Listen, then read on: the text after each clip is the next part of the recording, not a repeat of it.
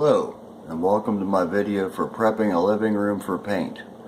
In this video I'm going to give you some tips for prepping a living room for a repaint.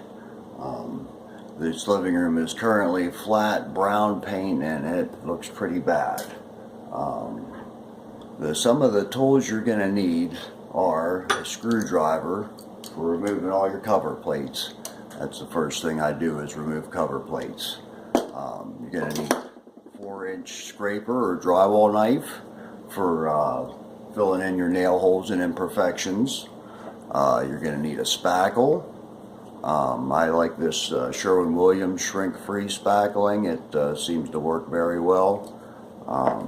You're going to need something for pulling nails. I got this little flat bar. It's nice for nails and for a little trim work and whatnot. So you're going to want to pull all the nails from pictures that we're hanging. A dusting brush for dusting off the base and the trim before you paint. That's about all you're going to need for the prep work. You're going to need something to sand with, because you want to sand your walls before you paint too. So I'm going to get started here.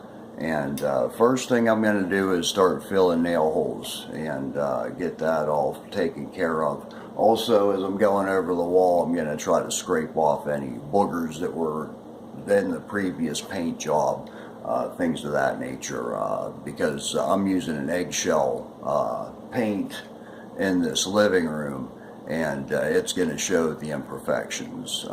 That's one thing the flat paint really hides. Imperfections in the drywall and in previous paint jobs, but it is impossible to clean. So I like an eggshell. It's a little bit lower of a sheen than satin, and it's not as visible, your wall defects, but they're going to show. So you want to try to get rid of any of that you can.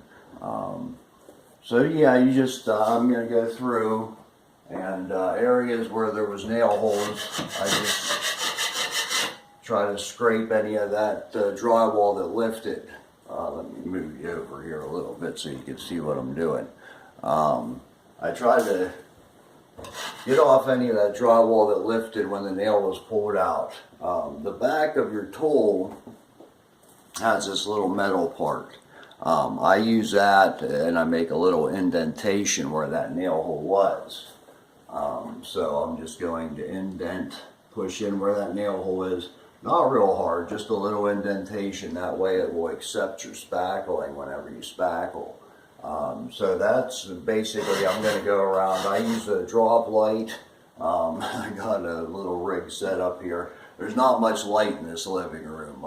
There's no ceiling light or anything, so I'm using lamps and a drop light. To try to illuminate the room as much as possible as I prep it.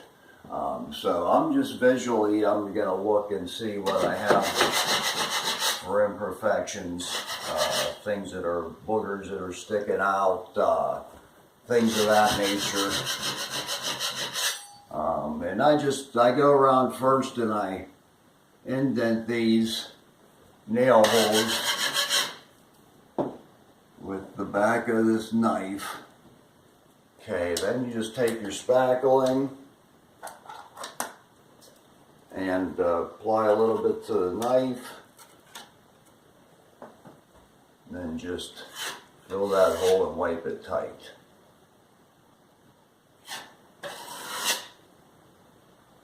Then we're going to sand the wall later, and that'll all sand. I think most of the spacklings you get take about 20 minutes to set up. So you got about 20 minutes dry time before you can sand. But that's okay till you fill all the nail holes and stuff and get around the room.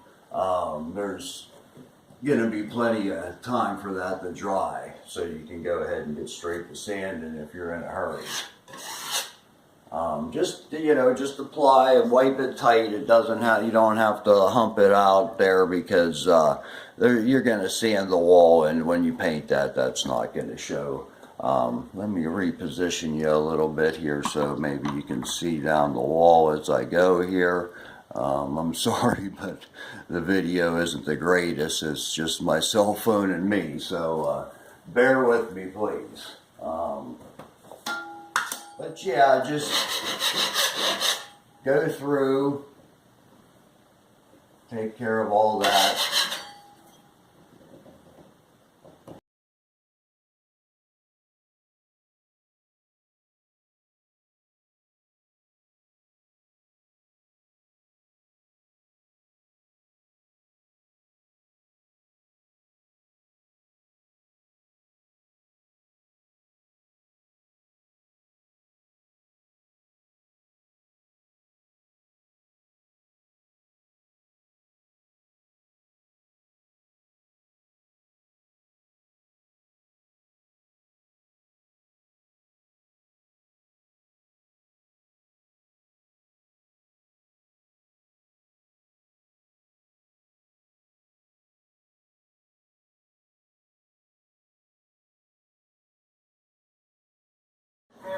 Okay, now that you have your holes filled in the wall, your next step is sanding. That's what I always do next.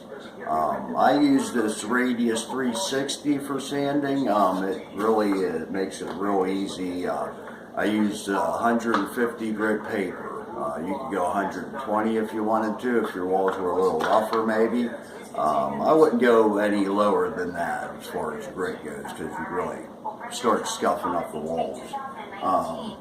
I'm using a short extension pole. I don't know if you can see that from there, but yeah, I'm using a short extension pole, mainly because I got all this stuff here in the middle of the room. That's another thing too. I make sure to cover everything with plastic before I start all the furniture. I move everything out that I can. But yeah, the stuff that you can't get out of the room, make sure you cover real good with plastic. It's cheap and it protects everything real well. So yeah, we're going to sand. Make sure you let your spackling set up. Like I said, probably about 20 minutes. Check the container. It should tell you on there what your dry time is. And what you want to do is you want to sand the walls next. And I'll show you. This is really easy. Oh, and yeah, too, if you don't have one of these, you can pick these up like at Sherwin-Williams and that. They're a little bit expensive though, so you could use a sanding pole and like a dust mop to wipe the dust off then. Because see, what I'm going to do is I'm going to sand with this, and then there's an attachment that goes on top of this for dusting the walls off. So that'll be what I do after I sand. Another thing you might want to have is a sanding sponge for getting in tight areas where you can't fit this thing in. So you might want to get a sanding sponge also. That will be beneficial to you. Sorry about that, I just bumped the phone. Let me see here. I'm trying to get over to where I'm going to sand at.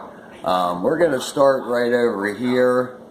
I'm going to sand this area. All you got to do is just take your sanding pad, put it on the wall, and just up and down the entire wall. Go across the top, make sure to get the top. You don't have to sand real heavy. Just a light sanding is good. Scuff it up, it'll make the paint adhere better. And also, of course, you have all your nail holes that you filled, so you're going to sand out all your nail holes. So yeah, just, light sand on the entire wall. I know there was a lot of pictures in here, so there would have been a lot of sanding anyways. But yeah, this way you get all those nail holes and you get get the whole wall nice and scuffed up so the other paint would adhere. And also it'll get, some of those boogers and imperfections off the wall also.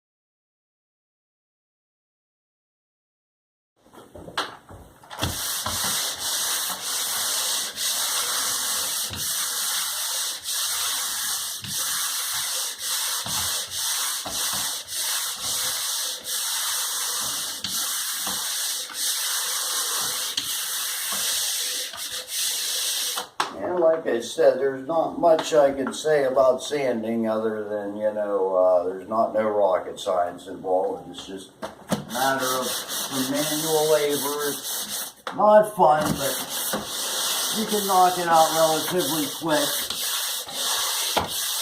And it's definitely worth doing. I wouldn't skip this part of the procedure. I would definitely sand.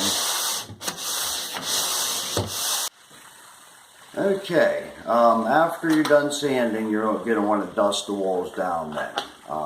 If you have this 360, there is a pad that goes over. Of course, it's sold separately, but this pad goes over top of your sanding disc, just like this here. And there's a little drawstring in the back there. You just draw it down and just tighten it up like that. Now, if you don't have one of these, you could use like a dust mop or something, just to dust the walls off. That works just fine also. So yeah, you just, you want to dust off your walls, get them good up at the ceiling there and whatnot, and just the same thing as when you were sanding. Go up and down the wall, get it dusted off real good. Go down around your base, get it dusted off. You want to make sure you get that dust off of there so the paint can adhere. So yeah, just dust that down. Now I do have a few like little stains on here, but I think the paint's going to cover that. The ProMark 200 works pretty well at that. If I had real bad stains, I would spot prime with that Kilz 2. It's a latex. Kilz itself is oil, and I don't like messing with oil. It's a pain in the butt. But the Kilz 2 is a latex, and it does good at covering stains and whatnot. I've used it quite a bit, and I've never had a problem there. So I would recommend something like that for any big stains that you think are going to bleed through the paint. So yeah, just, dust. I know I'm going off camera and probably can't hear me real well. I'm sorry about that. I'll take you with me here. We'll do a little dusting together. Just, all the prep work is just tedious. It's, not a whole lot of fun. That's for sure. I'm sure everybody'd rather be painting. To some people, painting ain't a whole lot of fun, so, either way, I guess you're stuck. Okay, now we're ready to clean up the trim.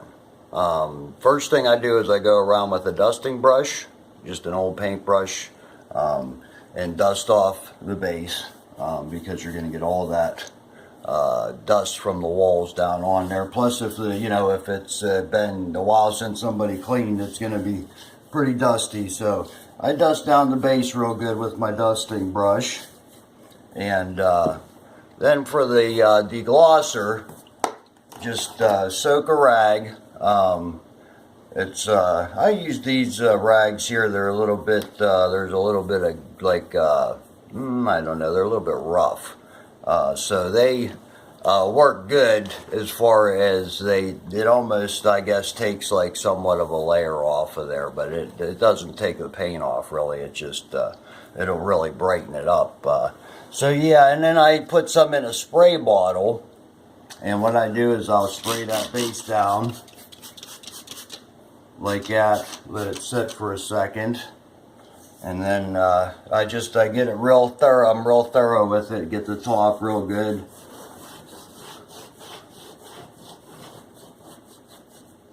And in that profile.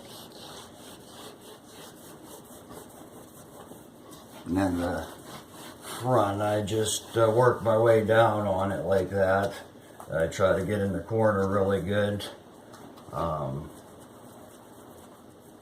Get them ghost turds out of there. And then This also will help clean that carpet up too on these edges, because this is a really good cleaner, and it's very very good. Yeah, I had to get this off Amazon. I know they don't sell it locally where I'm at. Then you have a wet rag with just water, just wet the rag down, and then you just wipe it off.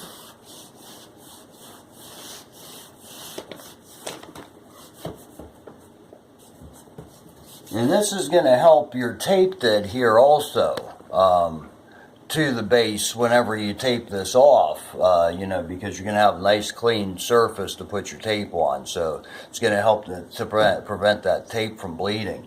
So yeah, see that, you know, does a good job on it, cleans it up. They don't want the trim painted in here, so this is just, you know, how I prep it. Because, you know, you don't want to put fresh paint on the walls and then all your trim looks like crap, because boy, it'll really show then. So yeah, that's, you know, that's about it. You know, you just continue to work your way around the room. Now this, yeah, this is a little bit of labor intensive work.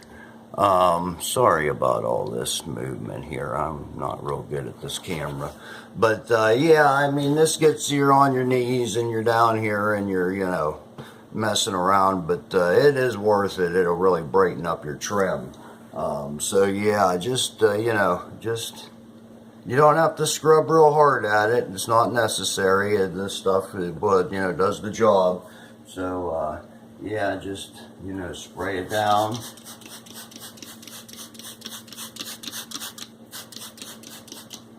Spray it down real good. Then, you know, I have the cloth wet with the deglosser also. And then I'll start up top here and get this good. Get into that profile there.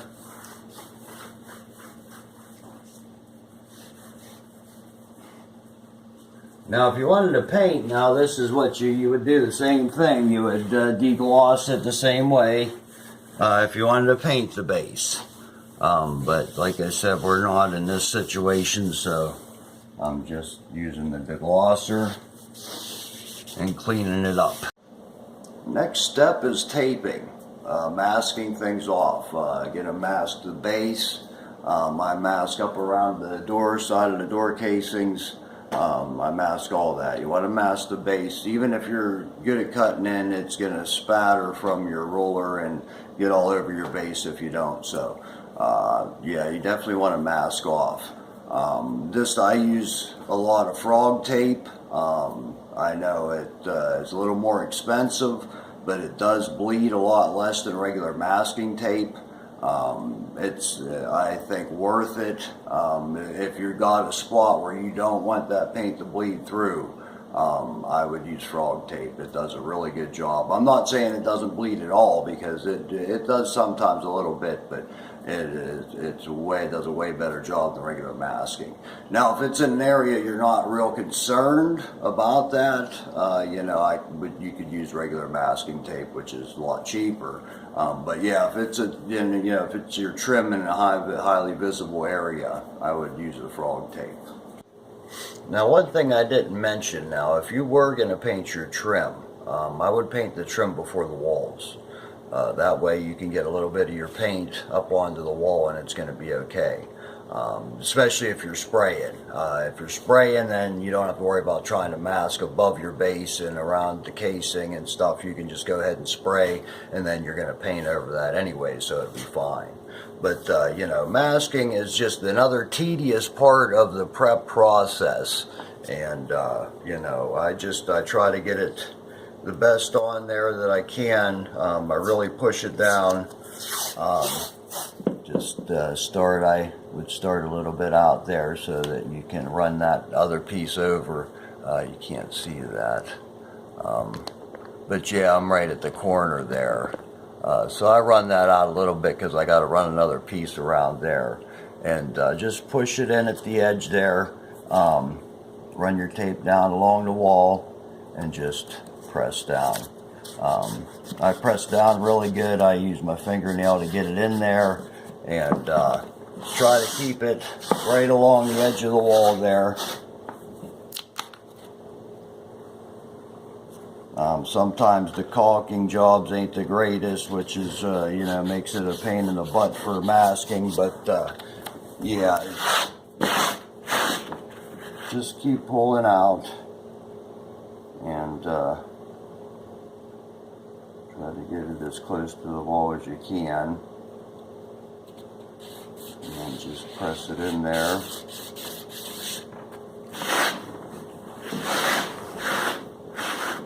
A bit of the white showing at the top, so that you know, your paint's going to come down and cover that, and it'll look uniform across there.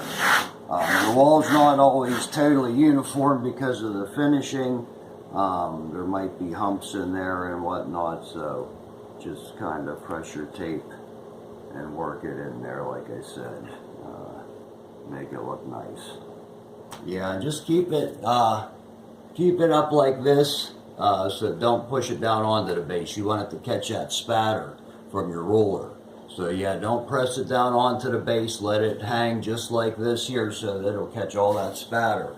You're going to put drop cloths down underneath this, so this will, you know, be like a little roof over top of your drop. I keep a pair of scissors on me, so when you get into a corner like this here, you can cut it.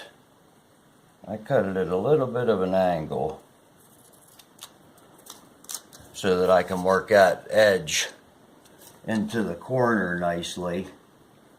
Just right in the corner there, at the edge.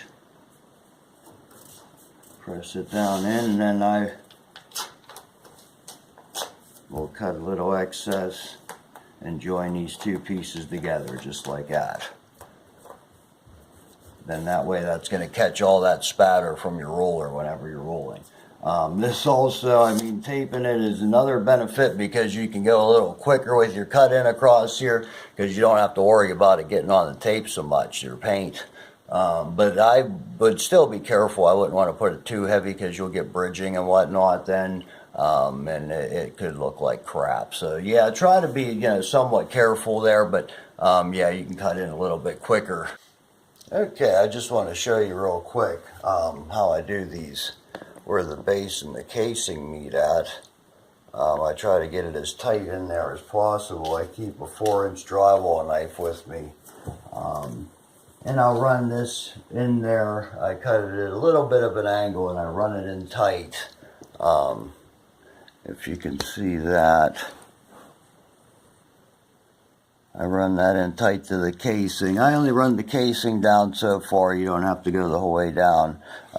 Because what I do is I take another little piece then, and I'll join the tape at the casing, line it up, and then run it down to that where they meet, and then I get my drywall knife and just press it in there. And then just join the tape. Just like that. And another thing I do when I go around after I tape, now the base I press in firmly with my fingers, and I use my fingernail to get it tight against the edge there.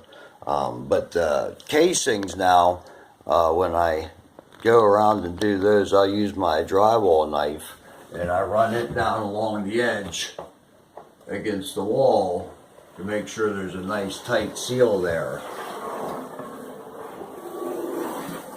Just like that, and then you get a nice tight seal against the casing so it doesn't bleed underneath and get on there. So yeah, that's how I do it, just a little tip.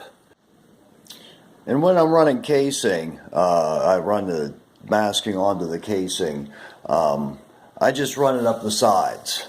I don't do the top. You know, for one reason, you can't see the top anyway, so if you get some on there, it's not going to matter. Nobody's going to see it. But yeah, that would just be a waste of time and your tape. So yeah, don't worry about that. Just get the sides And I know painters out there are going to say you shouldn't need tape, because you can cut it. You should be able to cut that in, which is true. But I come in with a roller too. Whenever I cut in, I use a 4-inch ruler along with my brush, and I come in and I'll rule that too. So I like to have that because I like to get my ruler in there real tight so you don't see brush marks. And that way, if I get my roller in too close, it just hits this tape and not the trim. We have the whole perimeter mass. So here, just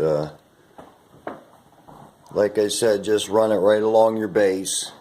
Make it nice and tight on there, and push it in good with your fingers, and make a nice tight seal. Join your edges together and your corners in there. And make them nice and tight, run it up the side of your casing, and that way your paint's not going to bleed through, and you're going to have a nice straight line there. Now, I'm not saying you won't get any bleeding, but it will be very much minimized by using this frog tape here. So yeah, I would highly recommend you spend a few extra bucks and do the frog tape thing instead of masking. But areas you're not going to see, if you have like a casing that's real tight in against the corner or something, and you just have a little bit of paint there and nobody will see, yeah, you could just use regular masking tape or anywhere that's not going to be very visible. But if it's visible, I would use the frog tape. It just does a much better job, and like I said, it's worth a few extra bucks. So yeah, that's the perimeter is taped, and we're already there. So stand by, and we're going to put some soup on the walls.